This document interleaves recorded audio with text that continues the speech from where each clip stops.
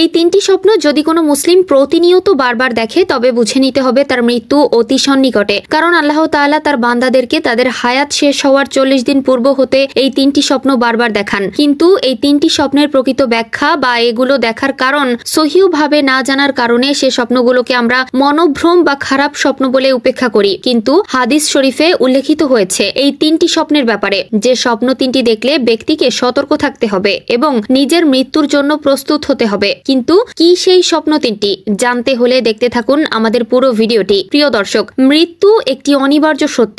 যে জন্মগ্রহণ করেছে তাকে মৃত্যুবরণ করাই লাগবে। তবে মৃত্যুর পর আপনি কি আল্লাহ তাআলার সামনে দাঁড়ানোর মতন আমলনামা গোছাচ্ছেন? যদি প্রতিনিয়ত আল্লাহর ইবাদতে নিজেকে লিপ্ত রাখার চেষ্টায় থাকেন অবশ্যই কমেন্টে একবার ইনশাআল্লাহ লিখে যাবেন। প্রিয় দর্শক, স্বপ্ন হলো নবুয়তের 46 ভাগের এক ভাগ। প্রিয় নবী হযরত মুহাম্মদ সাল্লাল্লাহু আলাইহি ওয়াসাল্লামের নিকট স্বপ্নের মাধ্যমেই ওহী নাজিল হয়েছিল।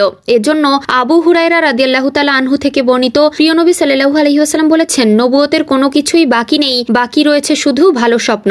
এবং স্বপ্ন মোট 3 প্রকার, যার মধ্যে প্রথমটি আসে আল্লাহ তাআলার পক্ষ থেকে, দ্বিতীয়টি আসে শয়তানের পক্ষ থেকে এবং তৃতীয়টি আসে মানুষের দৈনন্দিন কাজের ঘটে চলার স্মৃতিশক্তি থেকে। তবে হাদিসে উল্লেখিত আছে যখন কোনো বান্দার হায়াত শেষ হয়ে আসে তখন আল্লাহ তাআলার পক্ষ থেকে সে বান্দাকে এই 3টি স্বপ্ন তার মৃত্যুর 40 দিন পূর্ব হতে দেখানো হয়। তাই আমাদের সকলেরই এই স্বপ্ন 3টি সম্পর্কে জানা অত্যন্ত জরুরি। যেই স্বপ্ন 3টির মধ্যে প্রথমটি হচ্ছে, আপনি স্বপ্নে দেখলেন আপনার শরীরের ভেতর থেকে একটি সাদা পাখি সাদৃশ্য বস্তু উড়ে গেল এবং তা সরাসরি আসমানের দিকেই ধাবিত হলো। তবে বুঝে নিবেন সেটি কোনো পাখি নয়, বরং সেটি ছিল আপনার রুহু, যা আপনার শরীর থেকে বেরিয়ে এসেছে।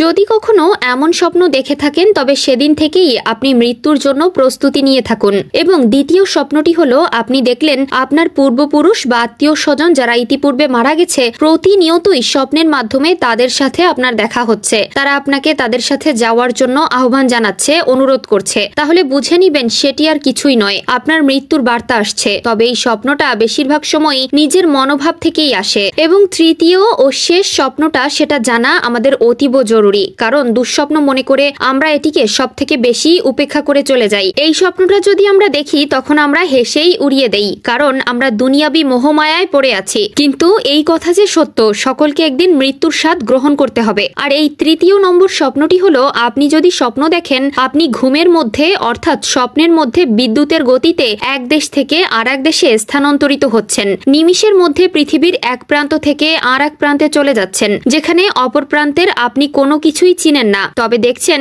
অনেক লোক হাসাহাসি করছে এবং অনেকে মন খারাপ করে মুখ বেজার করে বসে আছে। এমতো অবস্থায় আপনি সর্বোচ্চ সতর্ক হয়ে যান, কারণ আলী রাদিয়াল্লাহু তাআলা আনহু এর হাদিসে উঠে এসেছে, যদি কোনো ব্যক্তি এই 3টি স্বপ্ন বারবার দেখতে থাকে তবে তার জন্য পৃথিবীর মায়া ত্যাগ করা একান্ত জরুরি, কারণ তার পৃথিবীর জীবন সমাপ্ত হতে এসেছে।